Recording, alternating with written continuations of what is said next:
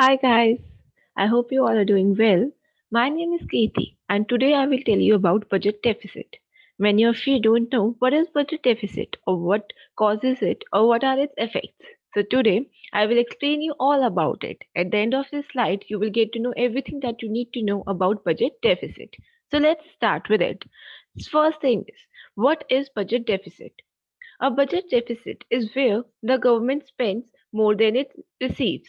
For example, if it receives $2 trillion in tax receipts but spends $2.5 trillion on public services, it has a budget deficit of $500 billion. In other words, the amount it spends over and above its income. A budget deficit is the difference between spending and income. And when the spending is more than the income, then it is called budget deficit. Budget deficits are paid for by credit or existing funds and savings. Governments may be able to use funds from previously generated surpluses, or they will have to borrow the money from the public. If they want to fund a new public work program, they will either have to tax more or reduce something elsewhere. No matter what, as long as government spends more than they receive, they are operating under a budget deficit. When expenditures are less than the income received, it is known as budget surplus. It is just the opposite of budget deficit. That is, when the income is more than the spending, it is known budget deficit.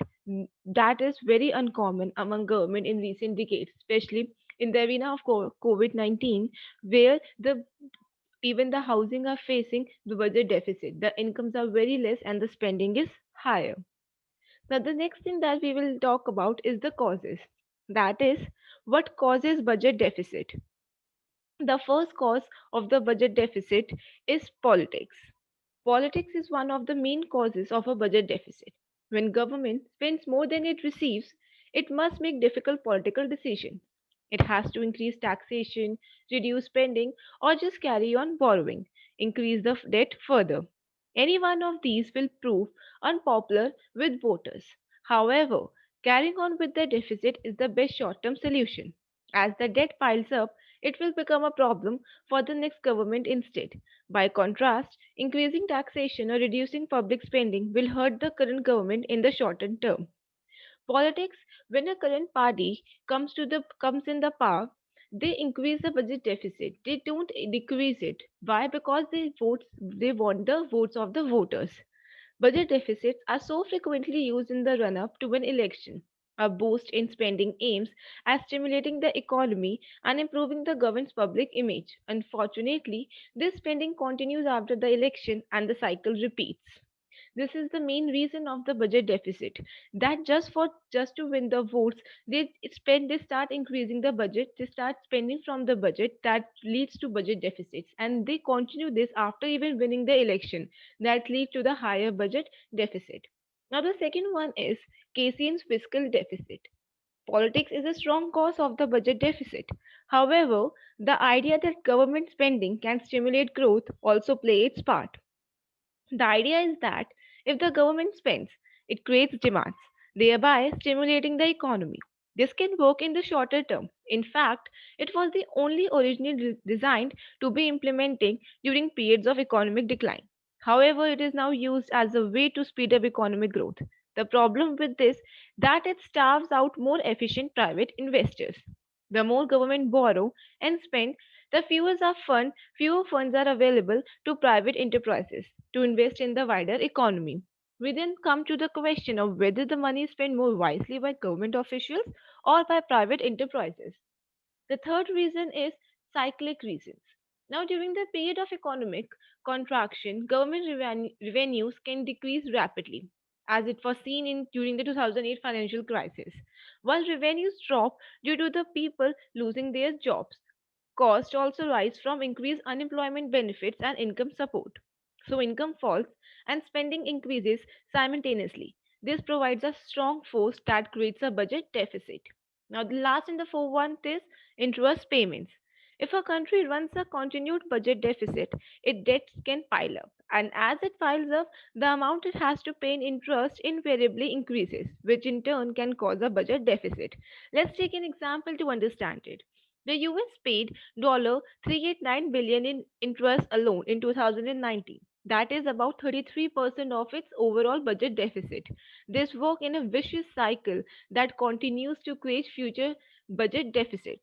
So these are the main causes. There are many other causes, but the main causes is these four. That is the politics, where the politicians spend more just to win the votes, and that increases the spending than the income and leads to budget deficit. Keynesian fiscal deficits, here also the spending increases and income decreases, which led to the budget deficit. Same with cyclic reasons and interest payments. Interest payment is then when you don't pay when you don't pay the debt on time and the interest start piling up. That decreases the budget deficit. So now these were the causes. Let's go on what are the effects of budget deficit. So now there are four effects of the budget deficit. The first one is increased debt. One effect of the budget deficit is increased debt. When the government spends more than it receives, it must pay for such expenses. Unless, unless it has accumulated funds from the previous year surpluses, it must be funded through debt. Government borrow money by issuing bonds to private investors. In the UK, these are known as gilts, and in the US, they are known as treasury bonds. By issuing these, the government borrows money from the private sector, insurance pension funds, banks, households, and overseas investors. When running a budget deficit, the government owns an increasing amount to likes of banks and pension funds. In return, they must ask for more money to continue to fund the deficit. However, the more the government borrows, the less supply there is for private institutions. In other words, the bank and other institutions have fewer funds to lend to the government as they have already lent them billions. As a result, government must offer higher interest rate which can increase debt further. Now, the second one is higher interest rate. As the government borrows more, it takes more cash away from the private sector, as we have seen in the first. For example, at a rate of 1%, only 100 people may be willing to lend money to the government. If the government wants to raise more money, it has to attract more people willing to lend. This is a very simple example. Even if we want to give money to someone else and that person is paying us the higher interest rate, for example, 10 to 15 interest rate for the amount that we are lending to him, then obviously we will happily lend to that person. Same is with the budget deficit. If the government offer high interest rate, then the private sector, private institutions or bank will happily lend money to the government. If the government wants to raise more money, it has to attract more people willing to lend. It does this by increasing the interest they are willing to pay. For instance, by increasing the rate to 2%, there may be twice as many people willing to lend the government. The consequence of such is that the more government runs a deficit, the more it must borrow. The more it borrows, the higher interest it will have to pay. The higher interest it has to pay, the higher the debt pile becomes. As a result, consistent budget deficit can, therefore, end up spiraling into great level of debt. This is just a simple thing. Like if the government runs a deficit, then it has to borrow, and if it will borrow, then it has to pay the higher tax. As I have just told you, that just to borrow the higher amounts, they have to attract the banks and the private institutions by giving them higher interest rate. And if the government has to pay the higher interest rate, then the debt increases. This is a vicious circle that will lead to the greater level of debts. Now, the fourth one is higher interest payments. When the government runs a budget deficit, it must borrow money. It must also pay interest on these debts. In the same way we pay interest on our mortgages, government pays interest on its debt. This adds to the existing debt pile. For example, with the US now spending $389 billion on interest payments alone. As the budget deficit continues, interest payments grows in a vicious circle that increases the debt further. This increased debt, higher interest rate, interest payment, they all are related to each other. To increase the debt is they have to borrow. For borrow, they have to increase their interest rates. And to increase their interest rate, now they have to make higher interest payment. That all lead to higher budget deficit. The last one is short-term economic growth. When the government runs budget deficit, they must stimulate aggregate demand. They may do so during a recession in order to boost the economy. For instance, when a recession hits, demand declines as people lose jobs and have less money to spend. Governments may look to step in and create artificial demand in order to prevent a deep economic downtown downturn. Governments look to soften that blow of spending increases. That spending goes into the pockets of households, with governments hoping that they spend and increase aggregate demand, thereby softening the negative effects of the recession. When the government spends more, it takes away money from the private sector. It then uses this to hire people and create new demand. Hiring people gives them money. With that money then being spent in the economy. In the shorter term, this can stimulate economic growth. However, in the long term, it can prove to be drag on growth. This is because today expenditure will have to be paid for by the taxpayer of tomorrow. Government spending is incredibly sticky. When it increases, it is very difficult to decrease again. So when government spends more, it usually stays that way. That is because it's incredibly difficult politically to cut job or social security. What result is the confiscation of funds from the private sector. So while $10 billion in government spending may create employment for 1,000 people, it comes at the cost of starving the private sector of investment. These same funds could have been used by the private sector to invest in new and more efficient machinery while also increasing employment in the long run. So, we have seen that all these effects are interrelated. For the shorter economic growth, the government spends more so that they can give money to the households. That is to increase aggregate demand, and for that, they take money from the private sector. That is increased debt. They borrow more. If they borrow more, they have to pay high. They have to increase their interest rates, and if they increase their interest rate, they have to pay higher interest payments. These all led to the but these all are the effects of budget deficit. This is a great vicious circle. So now we know what is budget deficit, what are its causes, and what are its effects. Now let's look at how we can reduce the government budget deficit. Not us, but the government. How government reduces the budget deficit. So the first one is the higher future taxes.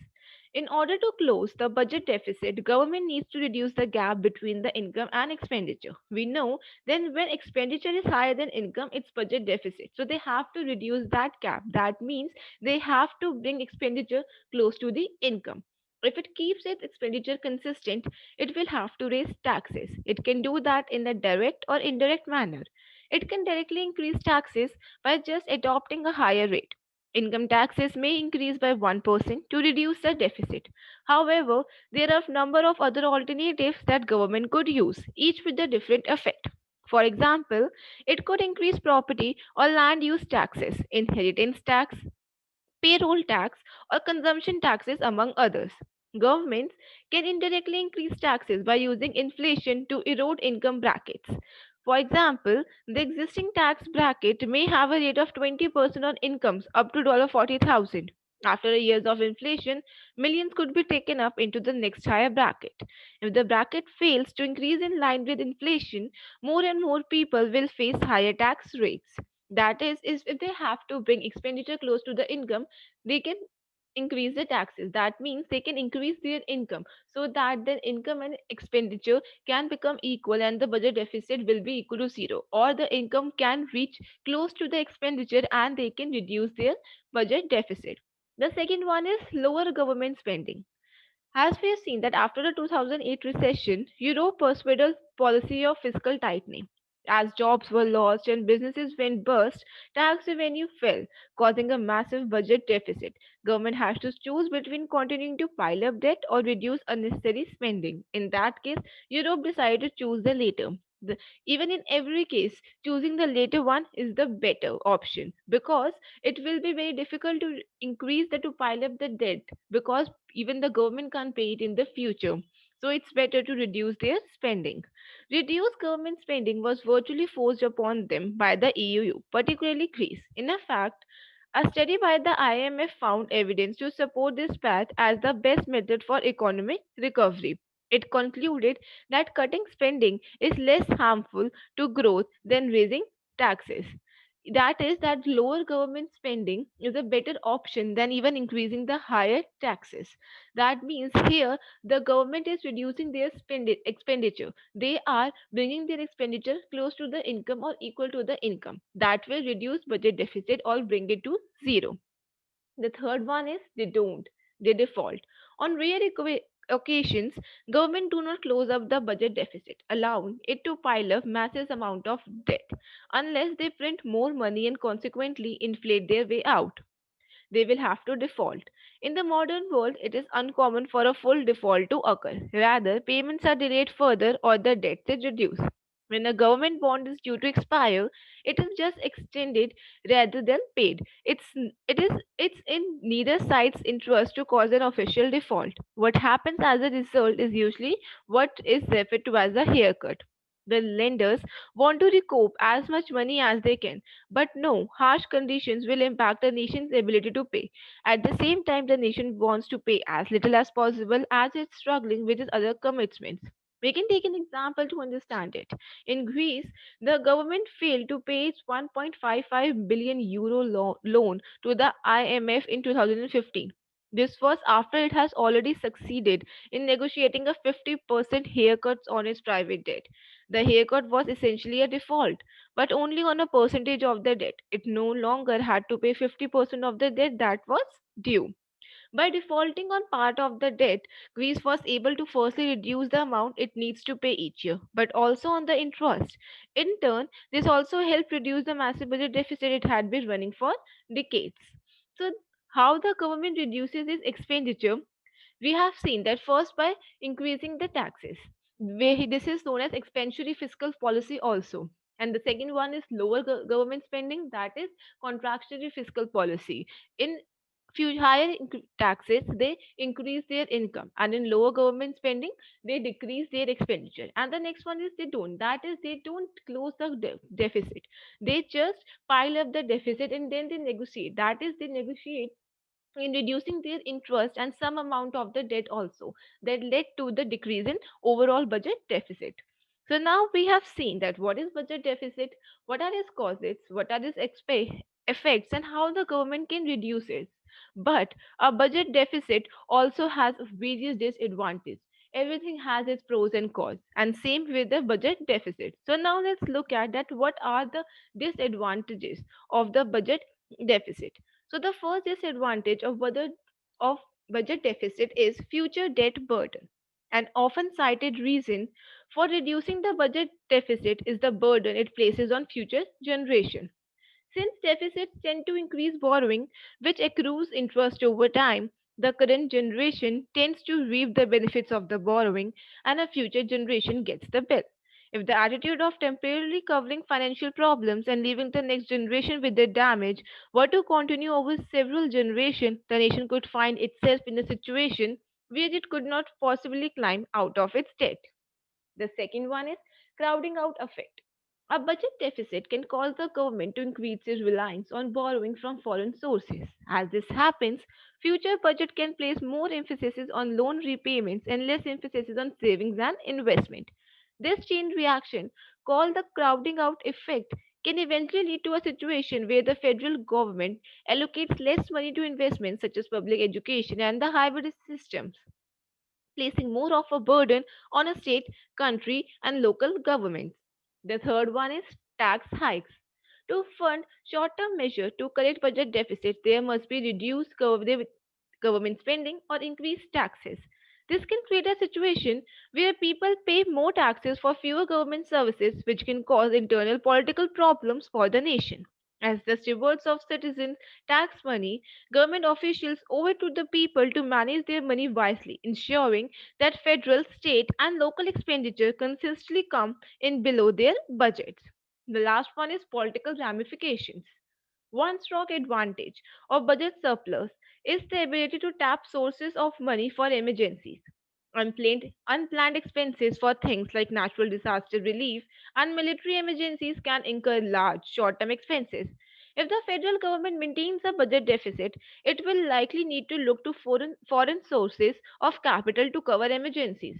Not only does it increase the cost of government investment by adding interest charges into the mix, it incurs political debt that may be called in sometime in the future. So these four advantages, that is future debt burden, that it let the burden to the future generation.